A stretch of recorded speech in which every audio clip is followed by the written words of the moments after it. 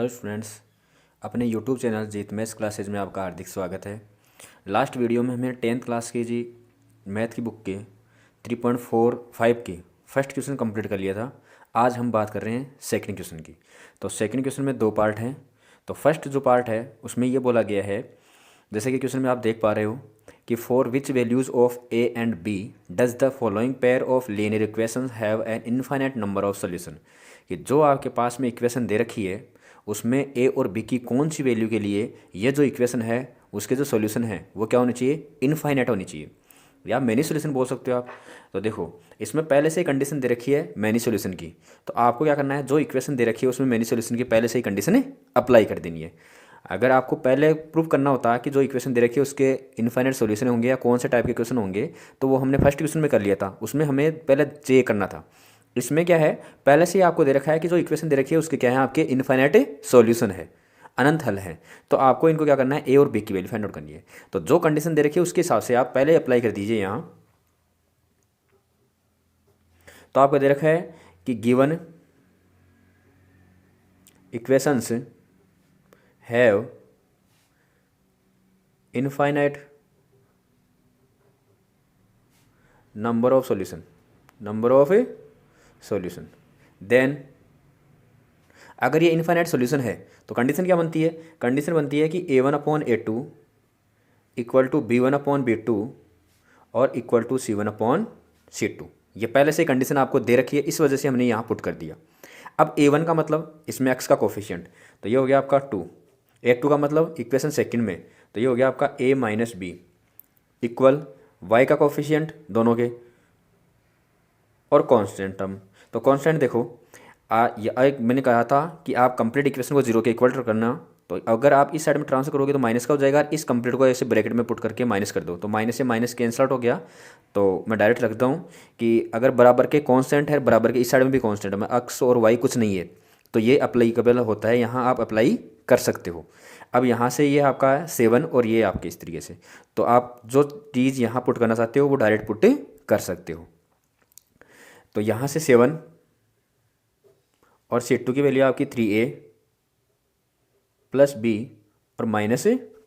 देखो, जब आपको इस तरीके से अगर फाइंड आउट करना हो तो आप कंप्लीट इक्वेशन को जीरो के बराबर भी रख सकते हो और जीरो के कांस्टेंट, अगर राइट साइड में कांस्टेंट है दोनों साइड में तो भी इक्वल है, तो भी चल जाएगा ये यहाँ से। क्रॉस मल्टीप्लिकेशन मेथड के लिए आपकी स्पेसिफाई कंडीशन होती है कि कंप्लीट जो इक्वेशन है वो बराबर क्या होना चाहिए, जीरो होना चाहिए। इसमें हम C1 C2 की वैल्यू निकाल रहे हैं, तो यहाँ बराबर में कांस्टेंट है, बराबर में कांस्टेंट है, तो हम डायरेक्ट पुट कर सकते हैं। वही बात है, अगर हम इसको LHS साइड में लेकर जाएंगे तो किसका हो जाएगा, ये माइनस का, और ये भी किसका हो जाएगा, माइनस का। तो माइनस से माइनस कैंसल आउट हो जाएगा, तो वैल्यू ये आएगी आपकी सेम।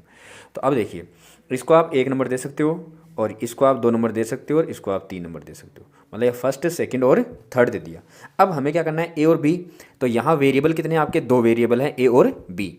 तो इनको सोल्व करने के लिए हमारे पास में कितनी इक्वेशन होनी चाहिए, 2 इक्वेशन होनी चाहिए।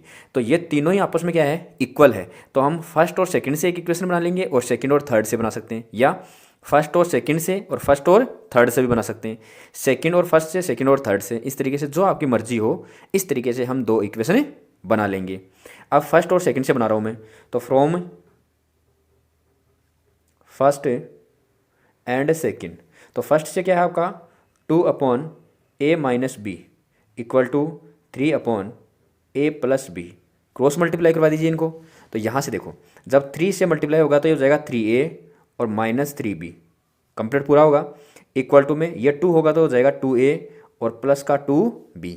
इनको एक साइड में लिख दीजिए, तो 3a, ये प्लस का तो इस साइड में किसका हो जाएगा, माइनस का 3b, और ये प्लस का तो ये भी किसका हो जाएगा, माइनस का, और इक्वल टू में क्या बच जाएगा आपका 0। ये यहाँ ये माइनस का 3a माइनस का 2a हो जाएगा आपका a, और दोनों माइनस के हैं तो आपस में ऐड होकर हो जाएंगे 5, और इक्वल क्या हो जाएगा आपका 0। ये इक्वेशन मैं दे रहा हूँ थर्ड। जैसे फर्स्ट और सेकंड मैंने ऊपर इनको मान लिया है, जैसे इसको इक्वेशन सेकंड मान ली, तो फर्स्ट और सेकंड ये मान ली हमने, तो आप क्या कर सकते हो, इसको नीचे वाले को थर्ड दे सकते हो। फिर इसी प्रकार से फ्रॉम फर्स्ट और थर्ड ले सकते हो, सेकंड और थर्ड ले सकते हो, जो आपकी मर्जी हो उस तरीके से कर सकते हो।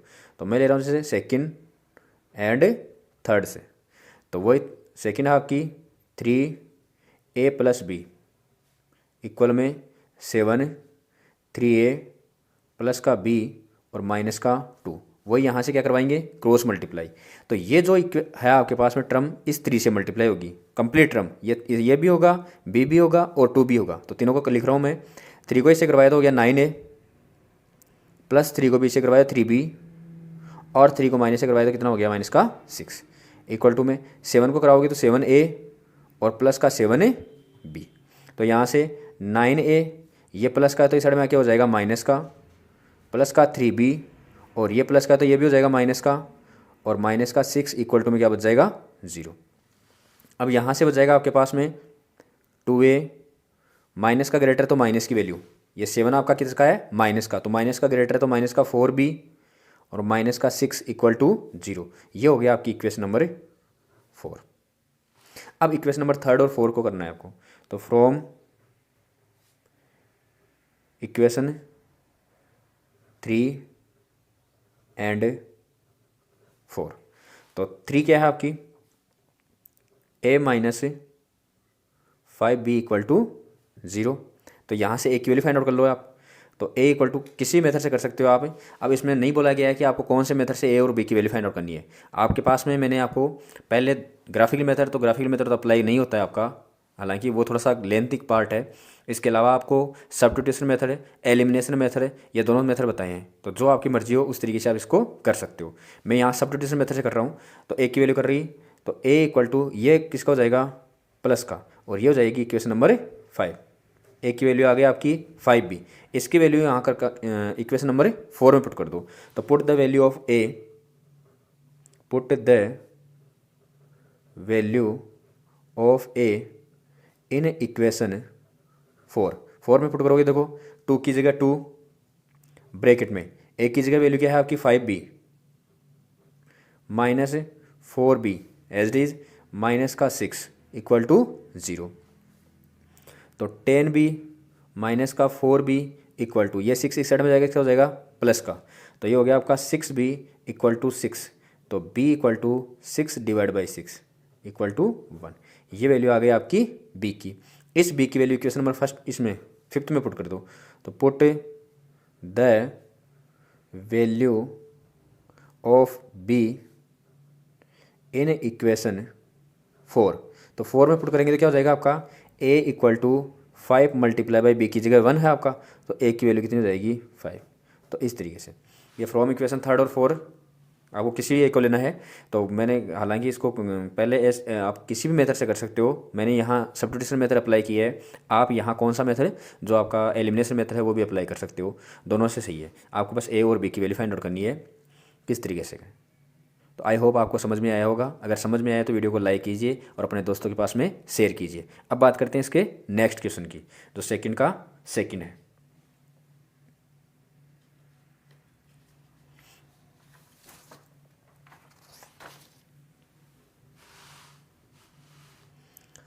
तो सेकंड का सेकंड है, इसमें भी वही उसी तरीके से है कि आपको की वैल्यू फाइंड आउट करनी है। लेकिन अब की बार क्या बोला इसने, हैव नो सॉल्यूशन, कोई भी सॉल्यूशन नहीं है, उसके लिए फाइंड आउट करना है। तो देखो पहले वाले क्वेश्चन में क्या था आपका, इनफाइनाइट सॉल्यूशन के लिए था। अब की बार कौन सा आपका, नो सॉल्यूशन। तो नो सॉल्यूशन की कंडीशन लगानी है। तो given equations have no solution. तो नो सॉल्यूशन की कंडीशन क्या होती है आपकी, a1/a2 इक्वल टू b1/b2 और नॉट इक्वल c1/c2, ये होती है आपकी। तो a1 का मतलब वही x के कोफिशिएंट आपके a और a2, तो a2 का मतलब ये हो गया आपका 2k minus 1 equal to b1/b2, तो b1 का मतलब 1 और b2 का मतलब कितना है, k minus 1, not equal c1 का मतलब 1। और देख लो बराबर के कॉन्स्टेंट है, बराबर के कॉन्स्टेंट है, बराबर के दोनों साइड में कॉन्स्टेंट है, तो आप डायरेक्ट पुट कर सकते हो। यह जरूर ध्यान रखना, इस साइड में अगर आपका कॉन्स्टेंट है और इस साइड में एक दी 0 दे रखा है और कॉन्स्टेंट को इस साइड में ट्रांसफर कर रखा है, तो आप भी क्या करोगे, या तो इसको इस साइड में ट्रांसफर कीजिए या यहाँ वाले को इस साइड में ट्रांसफर कीजिए। मतलब जो भी इक्वेशन दे रखी है वो इक्वल टू में या तो 0 आनी चाहिए या फिर किसी कॉन्स्टेंट के इक्वल होनी चाहिए। ये विशेष तौर से आपको ध्यान रखने की बात है। 1 और इस साइड में दे रखा है आपका 2k प्लस 1। तो अब देखो आप यहाँ से k की वैल्यू तो फिर बतानी है हमें, तो इसको फर्स्ट और सेकंड, तो फर्स्ट और सेकंड को सोल्व कर लीजिए। तो यहाँ से k की वैल्यू आ जाएगी आपकी। तो वही क्रॉस मल्टीप्लाई करवाएंगे इसको। तो 3 को इससे मल्टीप्लाई कराओगे तो 3k और -3। भाई 3 को कैसे करवाया 3 के, और 3 को इस 1 से करवाया तो 3। इसको 1 से करवाओगे तो सेम है आपकी के की वैल्यू फाइंड आउट करनी है। के को एक साइड में रख लीजिए 3 के, और ये प्लस का तो इस साइड में आके किसका हो जाएगा माइनस का, इक्वल टू में -1 तो आपका ऐसा कैसा, और ये माइनस का 3 है तो राइट साइड में जाके किसका हो जाएगा प्लस का। वैल्यू कितनी हो गई आपकी 2। 3 के माइनस का 2 के हो जाएगा आपका के 1 के का मतलब 1 कोफिशिएंट में लिखने की ज़रूरत नहीं होती है। तो के की वैल्यू कितनी हो जाएगी आपकी 2। तो ये था आपका इस के की वैल्यू 2 के लिए जो आपके पास में इक्वेशन दे रखे है उसका कोई भी सोल्यूशन नहीं होगा। तो ये आपका सेकंड क्वेश्चन कंप्लीट हुआ। अब बात करते हैं इसके थर्ड क्वेश्चन की। मतलब सेकंड के 2 पार्ट थे, दोनों पार्ट हमने कर लिए हैं। जो 3.5 एक्सरसाइज है ये, इससे पहले हमने और क्वेश्चन किए थे इसके फर्स्ट क्वेश्चन या फिर इससे पहले वाले एक्सरसाइज, तो मैंने अपने यूट्यूब चैनल पर प्लेलिस्ट बना रखी है इसकी, आप वहाँ जाकर इसके देख सकते हो क्वेश्चन। अब बात करते हैं थर्ड क्वेश्चन की।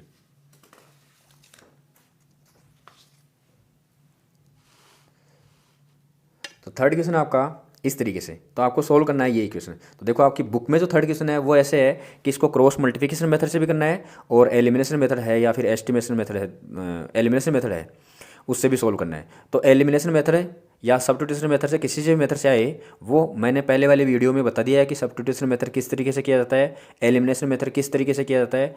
अब आज हम केवल क्रॉस मल्टीप्लिकेशन मेथड से करेंगे। तो इस क्वेश्चन को हालांकि 2 मेथड से करना है आपको, लेकिन पहले के जो मेथड हैं वो मैंने कंप्लीट करवा दिए हैं, आप पीछे वीडियो जाकर देख सकते हो। इसी क्वेश्चन को हम एक ही तरीके से करेंगे क्रॉस मल्टीप्लिकेशन मेथड से, क्योंकि वही आपके लिए इस वीडियो में नया है।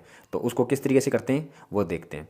बाकी जो आपके मेथड थे वो मैंने कर लिए हैं। हालांकि इसमें मैंने कहा ना भाई 2 मेथड करने हैं क्वेश्चन में, आपको दोनों अगर एग्जाम में पूछा जाता है तो आपको दोनों ही तरीके से करना है, लेकिन हम यहाँ किससे करेंगे अभी क्रॉस मल्टीप्लिकेशन मेथड से। एलिमिनेशन मेथड के लिए पीछे की वीडियोज़ आप जाकर देख सकते हो। तो अब देखो ये ऐसे मान लो कि आपकी इक्वेशन फर्स्ट और सेकंड थी आपकी, इनको पहले सोल्व कर देता हूँ, क्योंकि मैंने कहा था क्रॉस मल्टीप्लिकेशन मेथड के लिए जो भी इक्वेशन आपको दे रखी है वो कंप्लीट बराबर क्या होनी चाहिए 0 होनी चाहिए। तो हम इसको थोड़ा सा ट्रांसफर करेंगे, तो ये हो जाएगा मेरे पास में 8x प्लस का 5y, और ये प्लस का तो इस साइड में आके माइनस कर बराबर क्या हो जाएगा 0। ये होगी इक्वेशन नंबर फर्स्ट। और यहाँ से करेंगे तो 3x प्लस का 2y माइनस का 4 equal to 0, equation number second. अब क्रॉस मल्टीप्लिकेशन मेथड, तो क्रॉस मल्टीप्लिकेशन मेथड के लिए क्या करेंगे कि जो आपके पास में अक्स या जो भी वेरिएबल है उसकी वैल्यू फाइंड आउट करेंगे। तो उसकी वैल्यू फाइंड आउट करने के लिए उसको रख लीजिए, और अपॉन में, तो अपॉन में किस तरीके से रखेंगे, तो इसको आप अक्स के कोफिशिएंट को छुपाना है और बाकी जो बच के वो कोफिशिएंट लिख दो। तो इसके लिए मैंने एक तरीका और बताया था कि जो भी इक्वेशन है उसको आप ऊपर नीचे लिख लीजिए। जैसे फर्स्ट इक्वेशन ये रही, सेकंड इक्वेशन को इसी के नीचे रख लीजिए, जिससे प्रॉब्लम नहीं है। सेकंड इक्वेशन क्या आपकी 3x प्लस का 2y और माइनस का 4 इक्वल टू 0, ये इक्वेशन आपकी सेकंड। तो इसको अक्स का कोफिशिएंट छुपा लीजिए, बाकी जो कोफिशिएंट है वो लिख दीजिए। कितना आपका 5 और 2 माइनस का 9 और 4 इक्वल टू में y अपॉन लास्ट वाली टर्म को एज डी शिफ्ट कर दीजिए यहाँ। हालांकि हमने किए थे इन क्वेश्चंस को भाई, पहले वाला क्वेश्चन भी था आपका क्रॉस मल्टीप्लिकेशन मेथड का भाई, यूनिक सॉल्यूशन तो इसको सोल्व करना था, तो वो आपको बताया था, फिर वापस देखिए। अब इसी प्रकार से लास्ट वाले को तो क्या करना है आपको एज टीज शिफ्ट करना है। अब y का देख रहे हैं तो y को छुपाना है, बाकी कौन से बच गए आपके 8 और 3, तो यहाँ रखना है आपको 8 और 3 इक्वल टू में कांस्टेंट की जगह आपको 1 रखना है। लास्ट वाली वैल्यू तो वही एज टीज शिफ्ट करनी है। कांस्टेंट ये था आपका 9 और 4, इसको छुपा लिया, बाकी क्या बच गया आपका 2 और 5, तो 5 और 2। अब क्या करेंगे अक्स अपॉन इन दोनों को मल्टीप्लाई करवाएंगे और माइनस लगा के इन दोनों को मल्टीप्लाई करवाएंगे। तो इन दोनों को मल्टीप्लाई करवाए तो माइनस का हो गया 20, फिर माइनस लगाएंगे। अब इन दोनों को करवाएंगे तो माइनस का कितना हो जाएगा 18 इक्वल टू में y, इन दोनों को मल्टीप्लाई करवाएंगे माइनस का 27, फिर माइनस लगाएंगे, और इन दोनों को मल्टीप्लाई करवाएंगे तो ये भी क्या हो जाएगा आपका माइनस का 32, माइनस का हो जाएगा, ये तो माइनस का, ये प्लस का, तो प्लस को माइनस से करवाएंगे तो माइनस। फिर देखो 1, इन दोनों करवाएंगे 16 माइनस इन दोनों करवाएंगे तो हो जाएगा आपका 15 अक्स अपॉन माइनस का 20 minus minus plus 18 equal to में y माइनस का 27 minus minus plus 32 equal to 1 upon 1। तो ये हो गया आपका अक्स अपॉन माइनस का ग्रेटर है तो माइनस का 2, यहाँ प्लस का ग्रेटर है तो प्लस का कितना बच जाएगा 5 बच जाएगा भाई। 27 तो माइनस का है, प्लस का कितना है 32 5, और इक्वल टू में 1 अपॉन 1। ये आपका फर्स्ट नंबर, ये आपका सेकंड नंबर, और ये आपका थर्ड नंबर। अब क्या कर सकते हैं, अब इस फर्स्ट और थर्ड से निकालेंगे एक्स की वैल्यू, सेकंड और थर्ड से निकालेंगे वाई की। तो फ्रॉम फर्स्ट एंड थर्ड। तो फर्स्ट आपका x अपॉन -2 इक्वल टू 1/1।